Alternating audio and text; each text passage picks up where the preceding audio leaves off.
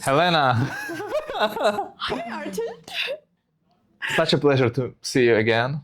Thank you for having me, my friend. No, thank you for having us.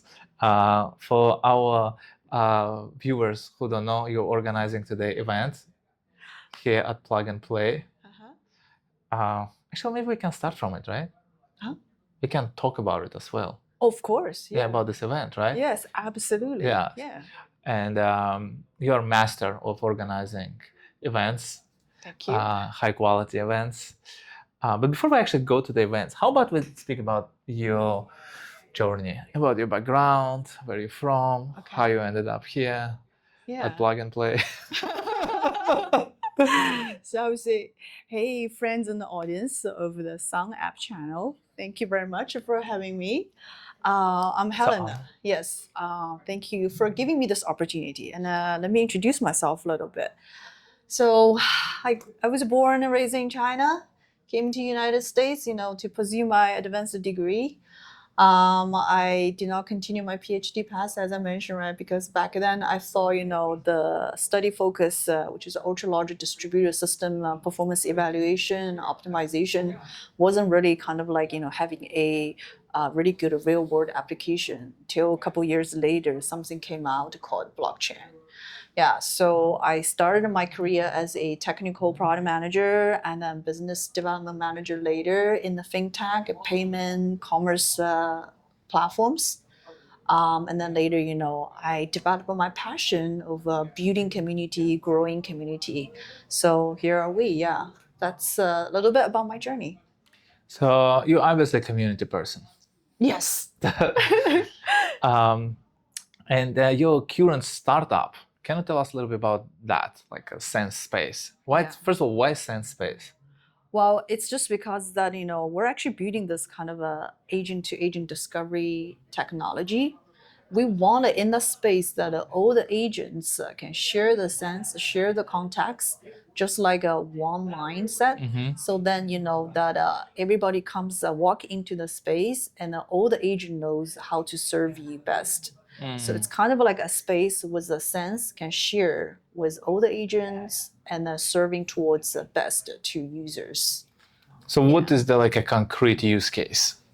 Yeah, so we're actually building kind of this platform to serve the 8 million indie developers global wise, because they have the pain points of building agents easier, but making money from them is hard. So mostly it's like their agent cannot be nicely discovered, just simply displayed or listed in the marketplace doesn't mean the agent can be discovered. That also means that they cannot be effectively monetized. Right. Yeah. So this is what we're building towards, a platform with purpose-built infrastructure that help the agent can be better discovered and monetized. I see. Yeah. Yeah, because it feels like when in the world where to build a product seems relatively like much easier than it used to be. Yes. But to promote the product became much harder because the market became overcrowded, right? Yeah, that's right. So your platform, in a sense, addressing that problem of discoverability. Discoverability, yeah, and monetization. And monetization. Yeah. And specifically for the agents. Specific for the agent built by indie developers, individual small teams who often lack of the GTM or marketing resource. So those are the group of people that I hear the pain points every single day from my community.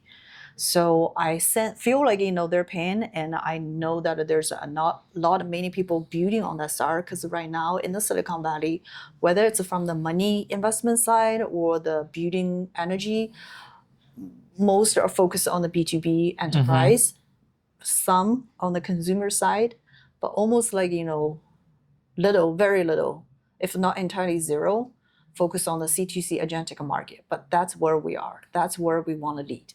Got it. And Sun, you mean sunapp.ai? Yes. Yes. Of course. Come on, Artin. You gotta give me that. Of course. Yes. Let me restate. Sunapp.ai. Sunapp.ai. So speaking about sunapp.ai. It is. And you guys are doing wonderful things. That's why, when I host this event and I needed an on-site podcast, the first thing pop out, songapp.ai. By the way, do you know we actually recently we launched our skill? Oh, We should probably list it on your platform as well. absolutely. Yeah. Would love to have you guys on board with us then. Yeah, we should. Yeah, we should go to the onboarding. Oh, that's right. Okay, so you provided like the podcast on demand. Yes. So what you can do, you can basically create podcast from your CLI or from your chatbot, like, and you can say like, hey, send me like every day something. That is very interesting. Yeah. So you provided the infrastructure, the skills, right? Yeah. For the SMB or whoever needs to build their voice channels, just plug it in there, and then they can become a mini Song app channel. Right? Actually, that's even cooler idea. No, it's not what we're doing, but I like that idea more. I always inspire you. Yes. Actually, we should probably, yeah, that's a good idea. That's a good idea. Yeah, we'll talk about it later. $1 million idea. This is space, it's a sense space of ideas. Yes, this idea makes some sense. Yeah, it makes sense. So, speaking about this event that we are in. Yeah. Like, what inspired you for this event? And what is the purpose of this event? Okay, so there's a couple things. One is that as I mentioned, that I noticed that that there's not a kind of a lot of money or like a build energy focus on the C2C agentic market. So what do? The best way I could do is build a stage, put myself on there, and talk about this idea, talk about this opportunity. This is a kind of like the original idea came from. So I want to build this stage, and I happen to be good at building community, organizing events, right? So then I think I want to also be supporting other early stage founders. So we have the lightning pitch session over there. We collect about 35 startup ideas, and I put 25 in the lightning pitch sessions. We have the booth set up for the early stage founder to be able to exhibit their ideas. We have the podcast set up, right? So then you guys can invite some founders to talk about their idea, show their products.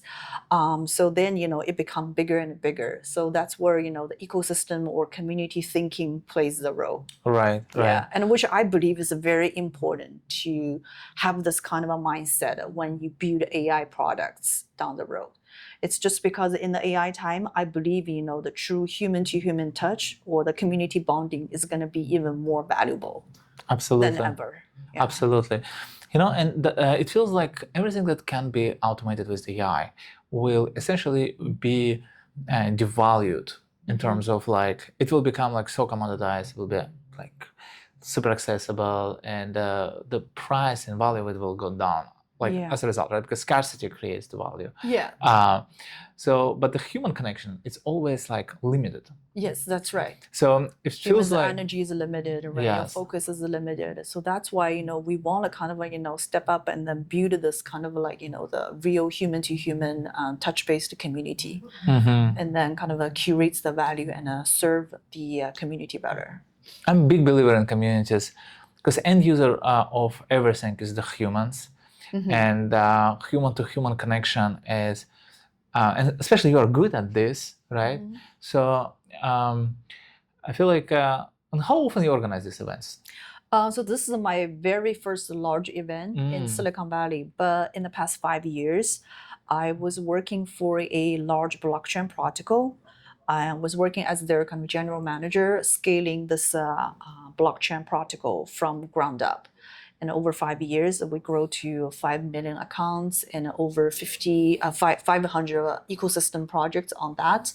So I have that kind of experience. And back that time that we have those large conferences twice a year and a monthly meetup almost every month, really try to build the community bonding, because attending event doesn't mean really participating event. Doesn't really mean growing with the community. So we want to kind of have this kind of the value loop build it up that people can attend the event first, and then being an active participant in the community, and eventually become a contributor, the core parts of this community. And do you plan to do that on the regular basis? like with some cadence? I hope I can have enough bandwidth to cover that. So my goal is obviously build this kind of events regularly, but at the same time, I have to admit, yeah, it's super time consuming, energy consuming, and then I probably need to just kind of have a bigger team to support me. But this is my goal. And what takes to organize the event of this magnitude? Sorry. What takes to organize the event of this magnitude? What is the hardest part of it? That's a good question. I think, there's a couple hard things. One is that you have to be patient with a couple hundred attendees. So there's all kinds of last minute requests that may drive you crazy when it gets closer. So you have to be very patient, very accommodating, and then willing to just give the value to people.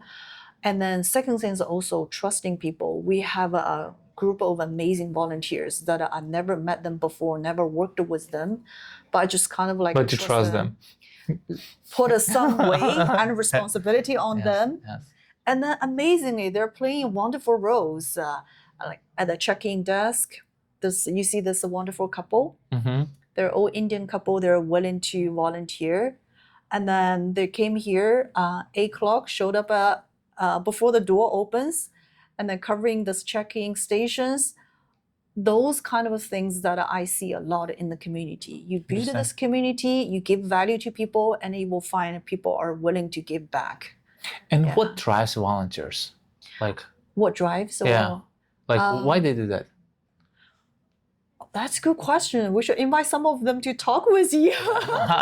I guess if you build this community or ecosystem for them, everybody wants to contribute somehow. At the same time, of course, everybody wants to get something from that, but then equally, they may want to contribute. Right. That's human. So we just build that stage, give them opportunity to contribute, and then it'll just play naturally. And also they can network, they can connect with other people, they kind of and it's just a good event to be part of. I think so, yeah. I and also learning probably, you can learn how those events are organized. Yeah. What about the guest list? Is it a hard part to put together? I think I put together this kind of panels, curating those high profile speakers. Obviously is really hard just because that, people's schedule changes, and then, they often change their mind sometimes. Oh, really? Yes. We have a last minute drop out and a last minute kind of swap in, but those are just kind of operational details you got to deal with anyway. Yeah. But, I see. Yeah. Wow, that's so interesting. I'm also a big believer in the communities, and I think these events are great. I do think the value of it will grow, and the way how you organize this event, it was amazing. Anything else? So you have an interesting background too. You kind of have this a 360 view on different areas, right? That's true. Yeah. I think in the world where everyone is just a specialist in the very narrow things, I feel like we're also moving towards generalistic approach. If you are because now you can abstract a lot of work to the agents, but you have to have just generalist. There's a book what's the name of this book? Generalist, something about generalist. Oh my God! If you are the author of this book and you wrote, I'm so sorry. Don't worry. I saw it at some point. We will add the subtitle. Yes. Yeah. No worry about that. But it feels actually having 360 view is very useful, because now you can have this experts agents go and do things. But how you connect all dots, right? And how you create some sort of cohesive experience. I think this will just grow naturally. I never really planned for that. So I came from the background of a computer science research background, right? PhD background. But I quickly noticed that, I'm not really into the a deep research. So I started my career as a technical product manager in fintech. And later I further pivoted towards business or human-oriented work as a business development manager. and then later, even go broader to an ecosystem builder and then like, community builder. So I guess it's because it's my curiosity always drives me, to take a broader view of the things and then take a more kind of a high visibility roles. And then also that, jump to the areas from corporate to decentralized blockchain, from the fintech e-commerce to a kind of the blockchain ecosystem development. So those are a big jump, but Right. naturally that kind of positioned me into a broader view and then being a generalist versus a specialist on certain points. Yeah. Yeah, that's so you work at PayPal when PayPal was cool, right? Like is it was like a Peter Thiel, like 2008 Peter Thiel was there? No, he already left. They already sold it to eBay. Yeah, I think so. But I was able to have a little overlap with Stephen Chen, the YouTube guy. Really? So PayPal actually came up with quite a bit of like, the entrepreneurs and then, the technologists. Yeah. There's a PayPal mafia, that's like, I know. Back then it was cool, but now I guess it goes to like OpenAI and yeah. things It's change. always shifting. It's always shifting, right? Yeah. Yeah, and actually, like if you think about like fintech and blockchain, it's actually very like a logical transition for you. Yeah. Right. And it's all because of the payment as the most kind of concentrated vertical. Right. Because back then, blockchain couldn't really have a practical use case. Right. I still remember in the year of 2016, I got a job interview opportunity from Coinbase. Unfortunately, I declined that job because back then we didn't see the a real like use case. But people try to figure out how we can use crypto back then, it's like Bitcoin, as an extra payment method. Beyond speculation. Yeah, beyond speculation. So payments always kind of the most practical use case for cryptocurrency to explore. So that kind of helped me to naturally pivot my focus from payment, fintech, to blockchain crypto. Yeah, but now in the agentic commerce space. So it's the payment plays that role underneath. Yeah. Beautiful. So I think we can conclude the interview with a few points. Okay. First of all, I would love to ask you, what is because we're jumping, all around, but I'm wondering about like a sense space. Like, what is the next for sense space? Where is the like next big feature or next big unlock that you guys plan to ship or, pursue for the next few months? Absolutely, yeah. So we have a plan. So overall, as I mentioned, right, Sense Space is a platform and infrastructure. We help the indie developers to get their agent on board in the marketplace and better discovered and monetized. So we already launched the infrastructure. We also launched the marketplace.